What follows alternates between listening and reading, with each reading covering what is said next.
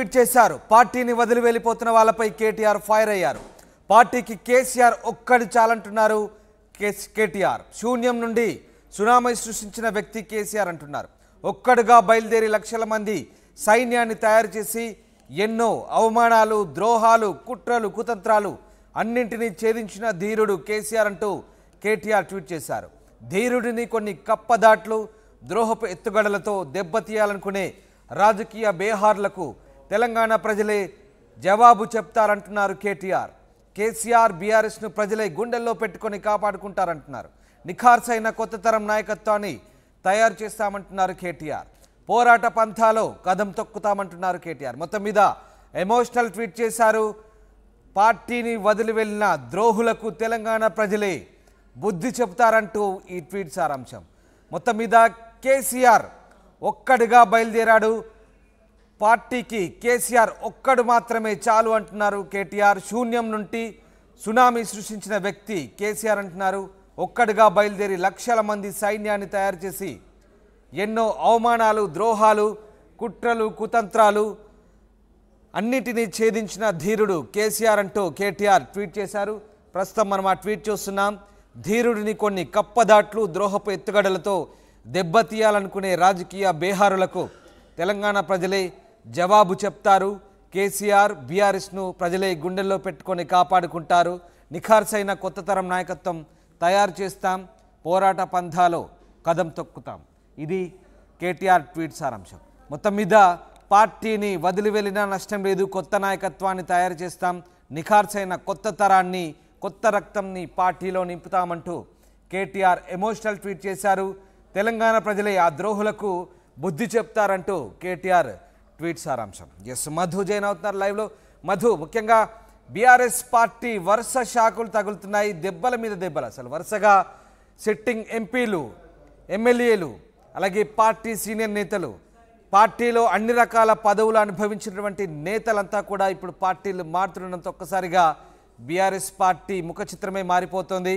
ప్రధానంగా పార్టీకి అనూహ్యంగా షాకులు ఇవ్వడంతో పార్టీ తేరుకోలేని పరిస్థితి. ఈ నేపథ్యంలో కేటీఆర్ ట్వీట్ని ఎలా అర్థం చేసుకోవచ్చు? ఎగ్జాక్ట్లీ, ఎందుకంటే రీసెంట్ గా మనం పొలిటికల్ కి సంబంధించినటువంటి వలసలు చూస్తే బీఆర్ఎస్ నుంచి దాదాపు ఇతర పార్టీలకు ఎక్కువ, అటు బీజేపీ ఇటు కాంగ్రెస్ లోకి బీఆర్ఎస్ నుంచి వెళ్తా ఉన్నారు. ముఖ్యంగా సిట్టింగ్ ఎంపీలు, తర్వాత మొదటి నుంచి ఇక్కడ పదవులు అనుభవించినటువంటి వారు, ఆల్రెడీ అభ్యర్థిత్వం ఖరారైనటువంటి వాళ్ళు వెళ్ళిపోతా ఉన్నారు. ఎమ్మెల్యేలుగా గెలిచిన వాళ్ళు, గతంలో ఎంపీగా గెలిచినటువంటి అభ్యర్థులంతా. ఎగ్జాంపుల్ తీసుకుంటే రంజిత్ రెడ్డి చేవెల నుంచి సిట్టింగ్ ఎంపీ ఆయన మారారు. బీబీ పాటిల్ జహీరాబాద్ నుంచి మారారు. తర్వాత పెద్దపల్లి వెంకటేష్ నేత ఆయన కాంగ్రెస్ లోకి వెళ్లారు. వీళ్ళంతా కూడా కాంగ్రెస్ లోకి వెళ్ళినటువంటి. నాగర్ కర్నూల్ పోతుగంటి రాములు వెళ్లారు. వరంగల్ నుంచి పసునూరు దయాకర్ మారారు. దానం నాగేందర్ ఖైరతాబాద్ నుంచి ఎమ్మెల్యే గెలిచారు. ఆయన సికింద్రాబాద్ నుంచి పోటీ చేయడానికి, కాంగ్రెస్ టికెట్ పైన పోటీ చేయడానికి ఆయన సమాయత్తమవుతా ఉన్నారు. సో ఇప్పుడు లేటెస్ట్ గా కేశవరావు రాజ్యసభ సభ్యుడు, రాజ్యసభ పార్లమెంట్ కి సంబంధించినటువంటి పూర్తి పార్లమెంట్ బాధ్యులు ఆయన, ఇన్ఛార్జ్ అయినా పార్లమెంట్ బీఆర్ఎస్ సంబంధించినటువంటి ఇన్ఛార్జ్. తర్వాత ఇప్పుడు కడియం శ్రీహరి కూడా డిప్యూటీ సీఎం గా పనిచేశారు. తర్వాత అంత ముందుకు ఎమ్మెల్సీ ఇచ్చారు, ఎంపీ ఇచ్చారు, ఇప్పుడు ఎమ్మెల్యే ఇచ్చారు, మళ్ళీ కూతురికి టికెట్ ఇచ్చారు. సో ఆయన పోతా ఉన్నారు. కేశవరావు గురించి కూడా ఆయన రాజ్యసభ కూతురికి మేయర్ ఇచ్చారు, కొడుకుకి కార్పొరేషన్ చైర్మన్ ఇచ్చారు.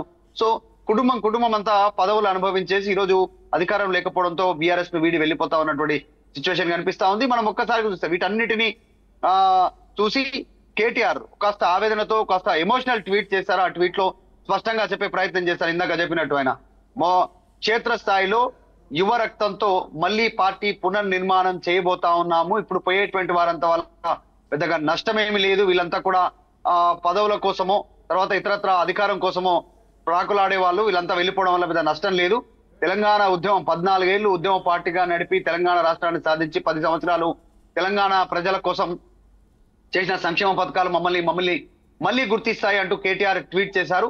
సో ఈ అంశానికి సంబంధించి కేటీఆర్ చేసినటువంటి ట్వీట్ నిన్న జరిగిన పరిణామాలను దృష్టిలో పెట్టుకొని కేటీఆర్ చేశారు. గతంలో పోయే వాళ్ళు పోతారు, ఉంటే వాళ్ళు ఉంటారని స్టేట్మెంట్ చేశారు. కానీ నిన్న జరిగిన పరిణామాలు, నిన్న ఉదయం నుంచి సాయంత్రం వరకు జరిగిన పరిణామాల్లో పెద్ద పరిణామాలు రెండు. కేశవరావు, ఇటు కడియం శ్రీహరి ఇద్దరు కూడా కేసీఆర్ తో అత్యంత సన్నిహితంగా ఉండేటువంటి వాళ్ళు. నెంబర్ 2 గా పార్టీలో చలామణి అయినటువంటి కేశవరావు, తర్వాత కేసీఆర్ తో ఏదైనా నిక్కచ్చిగా మాట్లాడగలిగేటువంటి స్వాతంత్రం ఉన్నటువంటి కడియం శ్రీహరి, ఈ రెండు కుటుంబాలు పార్టీని ఒక్కసారిగా కష్టకాలంలో వీడడము, అది కూడా పెద్ద అభాండం పార్టీ పైన వేసి వెళ్ళడం. ఒకటి వీళ్ళేమో 3వ ప్లేస్ లో ఉంటుందని కేశవరావు కుటుంబం చెప్తా ఉంటే, అసలు అవినీతి ఆరోపణలు ఉన్నాయి, ఫోన్ ట్యాపింగ్ అనేటువంటి కడియం కుటుంబం చెప్పి పోతా ఉన్నటువంటి పరిస్థితి. మొన్నటికి మొన్న జరిగినటువంటి కొన్ని స్టేట్మెంట్ లో కడియం శ్రీహరి త్వరలోనే కాంగ్రెస్ ప్రభుత్వం కూలిపోతుందని స్టేట్మెంట్ చేశారు. సో అట్లాంటి వ్యక్తులు ఈ రోజు మళ్ళీ అదే కాంగ్రెస్ పార్టీలో చేరడం, కాంగ్రెస్ పార్టీ టికెట్ పైన పోటీ చేయడానికి సిద్ధమవుతుండడంతో ఈయన కాస్త ఆవేదనతో ఒక ఎమోషనల్ ట్వీట్ కేటీఆర్ చేసినట్టుగా తెలుస్తా ఉంది. కేసీఆర్ ఒక్కరు చాలు అనేటువంటి ట్వీట్ చేశారు. రైట్ మధు, అంటే ముఖ్యంగా ఇక్కడ చాలా అత్యంత ప్రాధాన్యత ఇచ్చారు, మేధావులుగా పరిగణిస్తూ ఆ నేతల్ని, ముఖ్యంగా కేశవరావు అలాగే కడియం శ్రీహరి. కేశవరావుకి అయితే ఏకంగా కొత్త పదవిని సృష్టించారు పార్టీలో, సెక్రటరీ జనరల్ అంటూ. ఇక ఆయనకు రాజ్యసభను 2 సార్లు ఇచ్చారు, రెన్యువల్ చేశారు. ఆయన కూతురికి కొడుక్కి ఇద్దరికి కూడా పదవులు కల్పించారు. ఇటు కడియం కూడా ఏకంగా ఉప ముఖ్యమంత్రి పదవి కట్టబెట్టారు, ఎమ్మెల్సీ ఇచ్చారు, ఎమ్మెల్యేని చేశారు. ఇప్పుడు ఆయన కూతురికి కూడా ఎంపీ టికెట్ ఇచ్చారు. అసలు ఇద్దరికి కూడా మధ్యలో కేసీఆర్తో మొదటి నుంచి కూడా లేరు, మధ్యలో వచ్చి జాయిన్ అయ్యారు, తిరిగి మధ్యలోనే వెళ్ళిపోతున్నారు. అంటే రాజకీయాల్లో ఎక్కడైనా అక్కడ ఈ నానుడు ఉంది, బెల్లమున్న చోట ఈగలన్నట్టుగా ప్రస్తుతం బీఆర్ఎస్లో కూడా అదే పరిస్థితి తయారైందనుకోవచ్చా. ముఖ్యంగా బీఆర్ఎస్ పార్టీని అధికారంలో ఉన్నప్పుడు అంటిపెట్టుకున్న నాయకులు ఇప్పుడు అధికారం కోల్పోయాక పార్టీని వీడుతున్న పట్ల పార్టీ నేతలు ఎలాంటి చర్చ సాగుతుంది? ఎగ్జాక్ట్లీ క్షేత్రస్థాయిలో కేటీఆర్ ట్వీట్ ను గమనిస్తే, కేటీఆర్ ట్వీట్ కింద వచ్చినటువంటి రిప్లైలు కానీ, పార్టీ నుంచి వస్తున్నటువంటి అభిప్రాయం కానీ, అంటే మొదటి నుంచి పార్టీ కోసం కష్టపడి ఉద్యమ సమయం నుంచి కేసీఆర్ వెంట నడిచినటువంటి వారికి పదవులు ఇస్తే ఈ సిచ్యువేషన్ ఉండేది కాదు.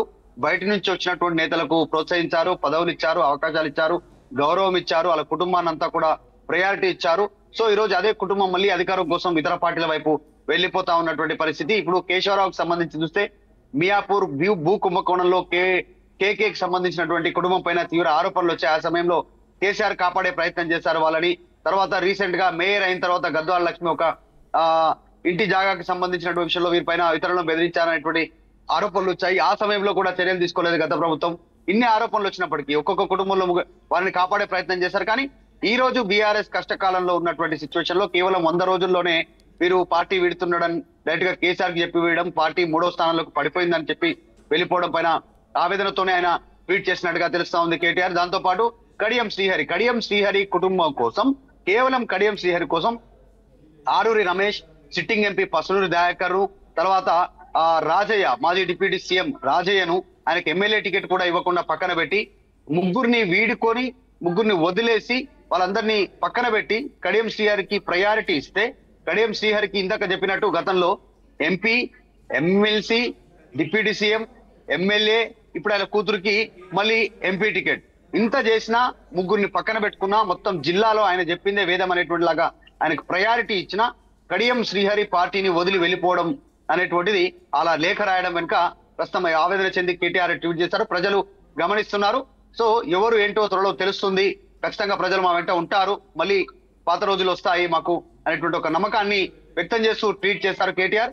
నిజంగా కేశవరావు, కడియం శ్రీహరి పార్టీ వీడినటువంటి విధానం పైన తీవ్రమైనటువంటి విమర్శలు క్షేత్రస్థాయిలో వస్తా ఉన్నాయి. ముఖ్యంగా కాంగ్రెస్ పార్టీకి సంబంధించిన నాయకులే పెదవి విరుస్తా